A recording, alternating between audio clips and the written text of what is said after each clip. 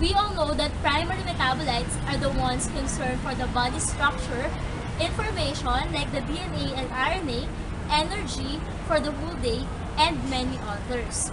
These are the ones that compose us.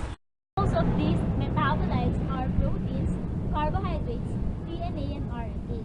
Proteins are for bodybuilding, carbohydrates are for energy, and DNA and RNA acts as your genetic materials.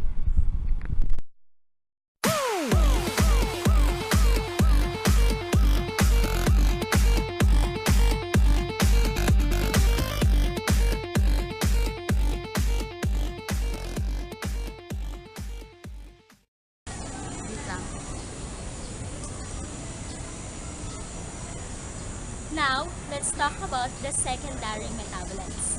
Have you ever wondered what are they and for what function they are intended? You're about to witness one of the most bizarre pieces of defensive weaponry ever devised by Mother Nature. Has there ever been a weirder use of an eye socket? Or of blood? This bloody lizard lives near saguaro trees in the Sonoran Desert in Mexico. A bird drops saguaro fruit for the harvester ants to munch on. And in turn, the regal horned lizard munches on the ants. The ants make it their business to fight back, looking for a chink in the lizard's body armor. Unfortunately for the ants, the regal horned lizard has a sticky tongue with pretty good aim, and it's immune to ant venom. And its body can actually get all the moisture it needs from the ants, which make up 90% of its diet. Just as the ants are stalked by the lizard is stalked by a coyote, the next link on the food chain. The coyote is fast, deft, and determined.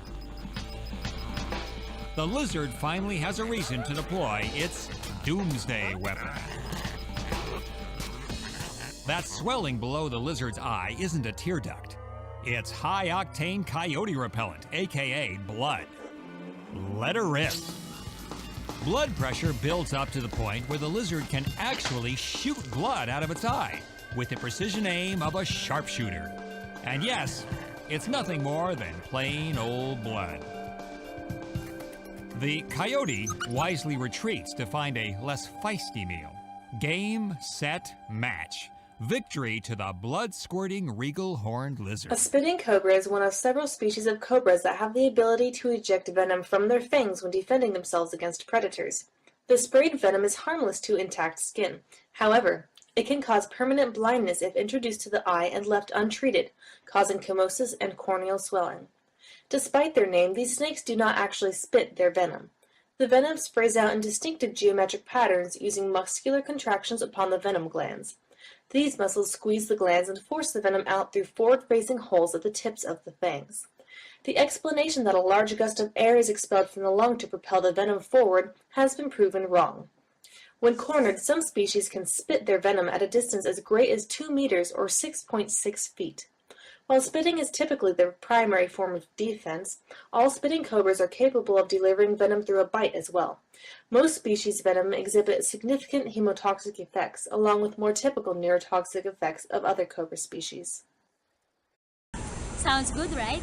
With respect to an organism, this action is what we call the defense mechanism. Defense mechanism is the immediate response of an organism when a certain stimulus is present.